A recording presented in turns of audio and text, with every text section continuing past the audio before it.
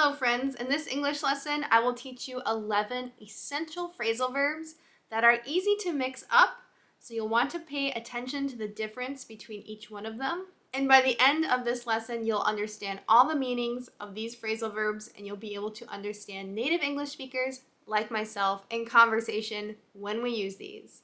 Let's get started. Today's lesson comes with a PDF version to help you really master these 11 phrasal verbs, so make sure to use the link below in the description or using the comment on this video to subscribe to my mailing list, and then you'll instantly get a copy of the PDF to your email inbox. You'll want to pay attention to the difference between check in, check out, and check on. These three phrasal verbs can be extremely confusing because they sound so similar. The meaning of check really changes when you change the preposition coming after it. Let's first talk about check in. So if you go to a hotel, you'll need to go up to the front desk and check in. When you check in, you give your information and they give you your room key. This is one meaning of the phrasal verb to check in. Another way that we use this phrasal verb quite frequently is when we have a quick conversation with someone and we say, hey, how are you doing? How's the project going? We are checking in. So when you check in with someone, you have a quick conversation about how they are or how a project is or whatever it may be. I've used this phrasal verb when going to a party and I'm going to meet someone at the party. I say, hey, when you get there, check in with me. Let's talk a little bit. So it's just a very short, brief conversation when you're checking in with someone. The opposite of checking into a hotel is checking out of a hotel. When you check out of a hotel, you tell them that you are leaving. We also use this in a library. If you check out a book, it means you're bringing the book out of the library. Frequently, you will hear people say, I'm going to go check out this thing.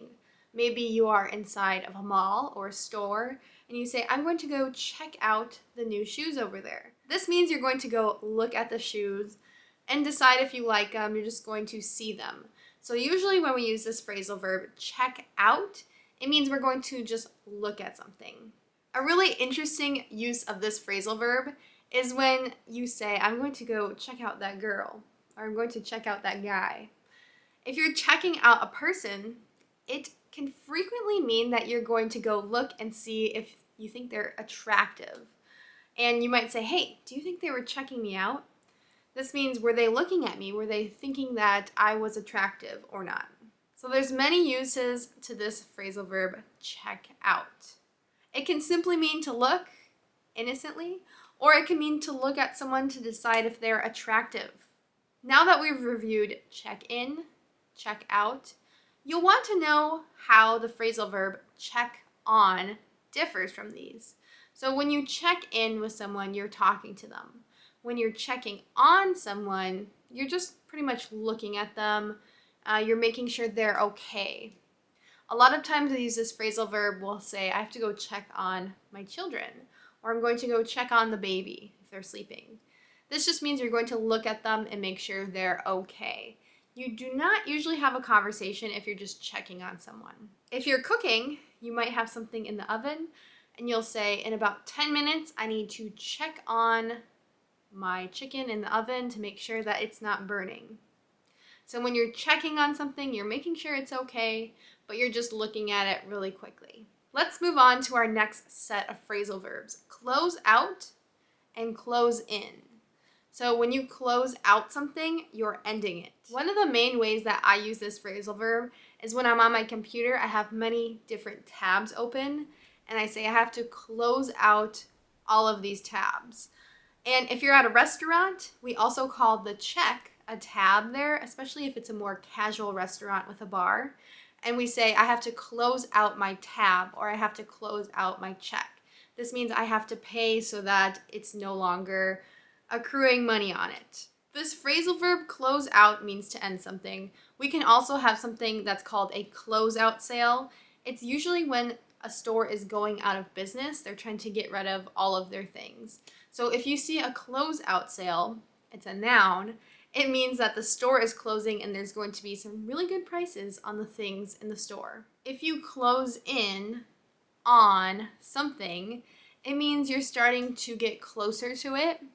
And usually you're like looking at it too. Right now in the United States, we're closing in on spring. This means that winter is ending and the spring season is getting closer.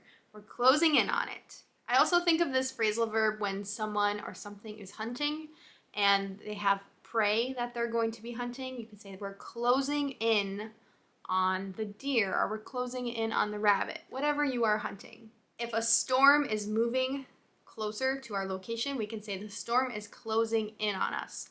Or if there was a wildfire, we could say the wildfire is closing in on our area.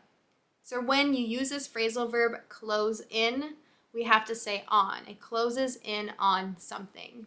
When we talk about the two phrasal verbs break up and break down, they have very, very different meanings. So do not confuse these two.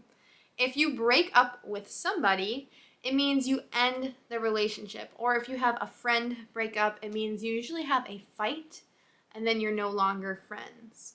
You can also use this phrasal verb when two people are fighting and another person steps in, they break them up. This means they separate them. Similar to how we can break up food if we have a cookie. We can break it up into two to split with our friends. Or if you have something stuck together, you can say, I have to break this up. When you're studying English, I recommend breaking up the knowledge that you need to learn into small parts so that you can learn it and take rests in between. When you have a car that breaks down, it means it stops working. Some mechanical component of your car stops working. Or if you run out of gas, your car will break down and you won't be able to drive it. You can also ask someone to break something down for you. You could say, could you break down the lesson for me? Or could you break down the grammar of that sentence for me? This just means, could you explain it in smaller parts? So just like we say, can you break up the information? You can also say, can you break down the information? This is really the only two ways that these phrasal verbs kind of overlap. I've heard English speakers before say, can you give me the breakdown? This just means, can you give me the simplified version of something, or kind of a summary. Follow up and follow through are two very important English phrasal verbs. You might want to ask a follow-up question when your teacher is explaining something. So a follow-up question is a question after an explanation. Another way that this phrasal verb is often used is someone will say, I will follow up with you a week after.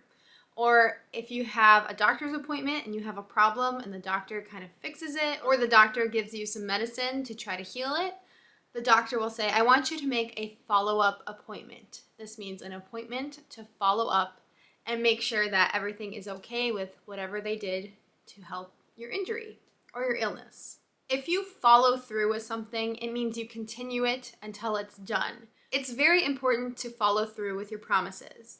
This means if you promise something, you do it all the way to make sure that you've completed your promise.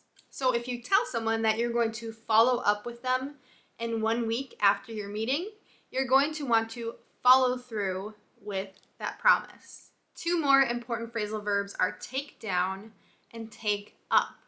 English learners always get a little bit confused with these two, so pay close attention. If you take down something, you can say that you are writing down notes or you're writing it down. So I can say, take this down. This means write it down. And usually we use this informally to say, take notes. You can also say that you're going to defeat someone by saying you're going to take them down. This is a bit of an aggressive phrase to use, so be careful with it.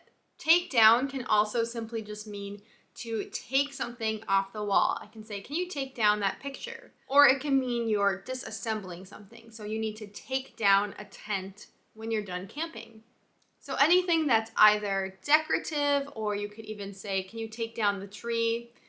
It just means you're taking it down, you're disassembling it, or you're taking it off a wall.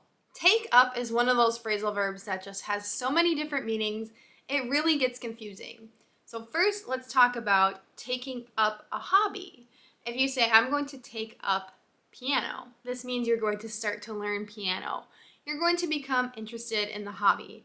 I'm going to take up French. This means you're going to start speaking French. We can also say that something is going to take up a lot of time. This means it's going to occupy time. So if you're taking up French, it's going to take up a lot of your time. Now, if someone is literally going upstairs or they're going to another house, we can say, can you take up this item? So can you take up some soup to your mother? If someone was sick, laying in bed upstairs of your house, you would say, can you take this up? Can you take up some soup, or can you take up some medicine? Today you've learned 11 important phrasal verbs. If you guys want the PDF copy of this lesson, make sure to use the link below in the description, or I'll comment it on this video as well. Of course, thank you so much for watching this lesson with me. My name's Kayla. I'm an American English teacher. If you want more English lessons from me, make sure to subscribe to my channel, English with Kayla, here on YouTube, and I will see you guys in the next lesson. Goodbye!